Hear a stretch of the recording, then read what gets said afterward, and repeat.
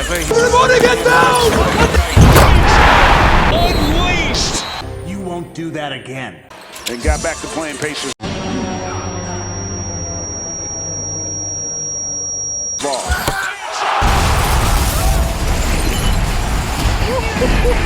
Donovan Mitchell taking their breath away here in Cleveland.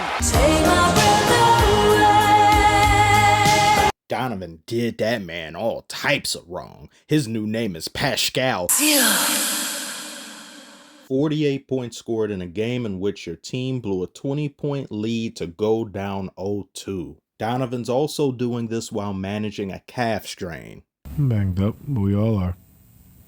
That's what it is. Does it make it harder to, for it to end like that when? I mean, it's tough, but that's what the playoffs are. We got 2 days.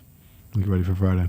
Prior to the series, Cavs were already missing Darius Garland. Then in Game 1, DeAndre Hunter and Evan Mobley suffer injuries, which is why I find bullshit like this very uncalled for. Please nobody do this. The Cavs are missing 20% of their team, a very important 20%, and their primary scorer in Donovan Mitchell has an injury. This is something I truly loathe about the NBA community sometimes. Laughing at the expense of your opponent missing personnel is all fun and games until it's your team, though. Once it's your team, but you don't understand. We could have won that series, but we were missing so-and-so and so-and-so and also his hamster, and we were missing this and that. Don't do that. Just due to this happening, you'll have a lot of people delegitimize the Cavaliers' entire season. Criticizing them for blowing the lead is more than fair, though. Holy Haliburton.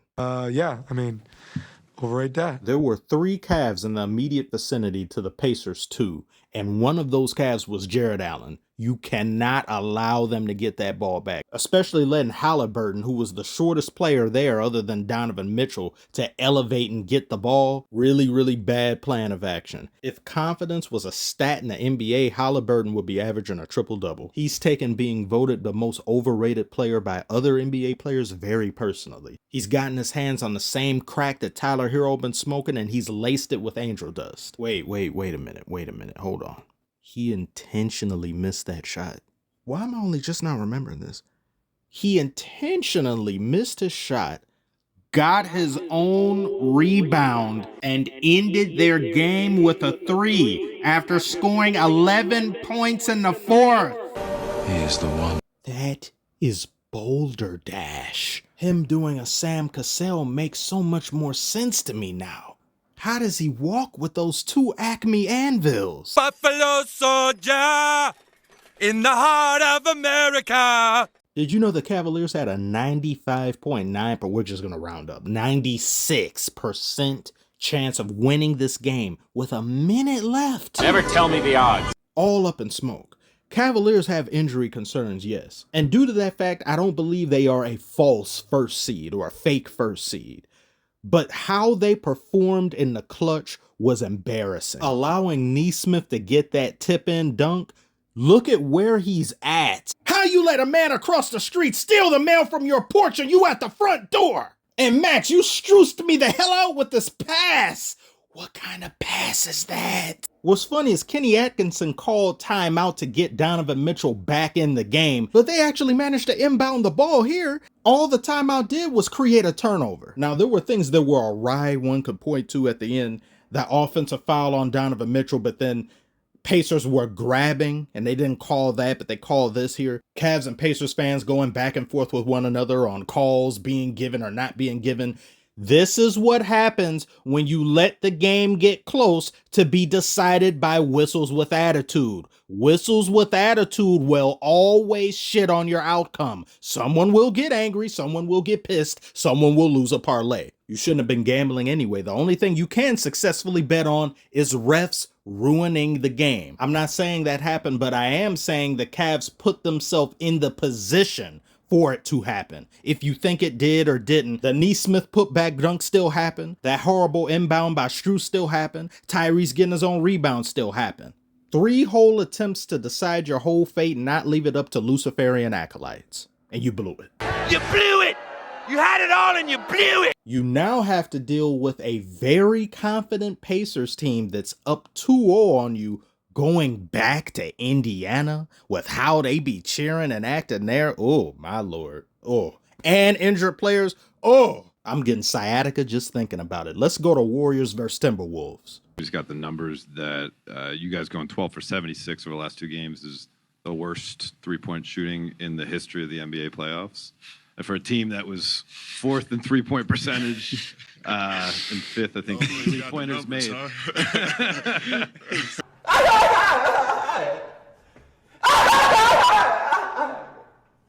12 for 70, God. I mean, what's funny about it?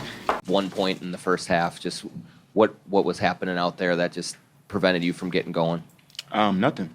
I got everywhere I wanted to get. Just couldn't finish. So now that's a problem? Mention kind of the energy, the spirit starts with Ant. Is that something that you and he talk about maybe ahead of game 2 now? Is No, I mean, what is there to talk about? I mean, you're the leader of the team, and you got to come out and set the tone. If I got to talk to guys about having the right energy coming into opening second round game, then, we're not on the same page. Hey, Commissioner Doach is right there. Are you ready to talk to him? I'll stay ready! You don't have to tell me twice. You don't even have to tell me once. Why are we even talking about this? Why'd you bring it up? Oh, wait, I brought it up. I'm sorry. I shouldn't have yelled at you. You don't deserve this. But Ant does. You need to stay your ass out the quantum realm in important games, Ant. It's too many times now. You even did this last season's playoffs. Somebody has to tell you to set the tone. Someone has to tell you to be ready. I wish I might. What are you looking forward to most of this upcoming season? Definitely going back to the playoffs and going further in the playoffs to go versus the Warriors. I want to play the Warriors. I want to get to the Warriors. Wherever they at, I want to get to them. How you request smoke, yet don't bother to put batteries in your smoke detector? I'm the last person that should be talking. That thing has been beeping for a while now. But this isn't about me. This is about you not showing up, Ant. But he ended the game with 23 points. That's as close to Jordan as he'll ever be. Stars have bad games. Jordan's had bad games. But having to be reminded that this is the playoffs, having to be reminded that you're the team's leader and you have to set the tone, there are far too many stars in today's league that have to be fed strawberries and taken to Chuck E. Cheese to take the game of basketball seriously. Anthony Edwards not showing up in the first half is ultimately why the Timberwolves ended up losing this game. They allowed the Warriors to set the tone in their own arena, thereby creating a hole that they then had to crawl themselves out of or spend a majority of the game trying to do so. And losing game 1 to a chefless Warriors? Stephertless wasn't even there to pile on. And Lord knows how bad this loss could have been had he been there. They said he has a sore hamstring. Now, due to the Warriors winning this game, they've afforded Curry way more time. He'll get to have multiple days of rest before possibly hitting the court on Saturday, which would be game 3. But even then, the Warriors may decide not to bring him back, depending on how well things are going. He's currently dealing with 2 injuries, by the way. He's dealing with a hamstring as well as his finger. I think on his shooting hand, is his finger dislocated or broken? Something like that. But he's been quietly dealing with both of these things while only having a day at most of rest. This right here is exactly the reason why I would refuse to allow a game to even get to a game 6. I would do all in my power to ensure that it doesn't. I am a lazy person at times, but I direct my laziness in a structured way. If you gave me the option of working a 12-hour shift or having those hours dispersed across the week, I am taking the 12-hour shift 10 times out of 10. I don't want to come back in here to see you, Bob. Do your job and put the team away. As Jordan said, I'm only packing 1 suit. We not getting on another flight. Also, I hope nothing but good things comes this man's way. Look at his shirt. He knows ball. Not quite as good as the shirts available to be bought below this video, but anyway. We want Steph back, I'll tell you that. It's hard playing without that man. With the amount of attention Curry draws, I bet it is. But in his absence, others will have to step up. Pajemski, stop trying to tell us where the Holy Grail is located on planet Earth with those coordinates of 1 and 7. Get this man off my screen. Get him off my screen!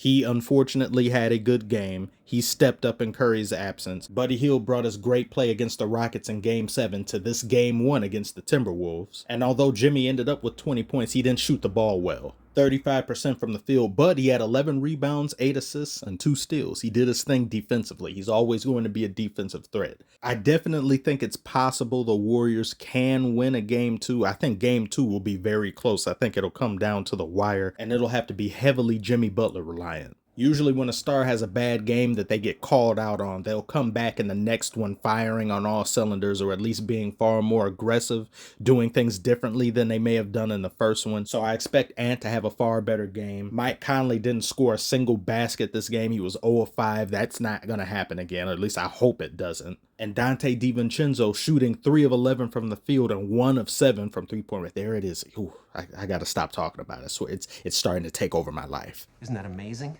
What? It's all 23. I don't think this Game 1 loss means the Timberwolves are going to ultimately lose this series, but there should definitely be cause of concern. Anytime a team loses on their home court in the playoffs, I'm never going to not treat that as a warning sign. And I believe this is the first time in NBA history all the road teams won Game 1. So that shows you how crazy interesting these playoffs have been and how unpredictable they're probably going to continue being. Share your thoughts about these games in the comment section below. I'm tired of them. Tired. Thank you so much for watching. Like and subscribe if you are new, and I will see you on the next one.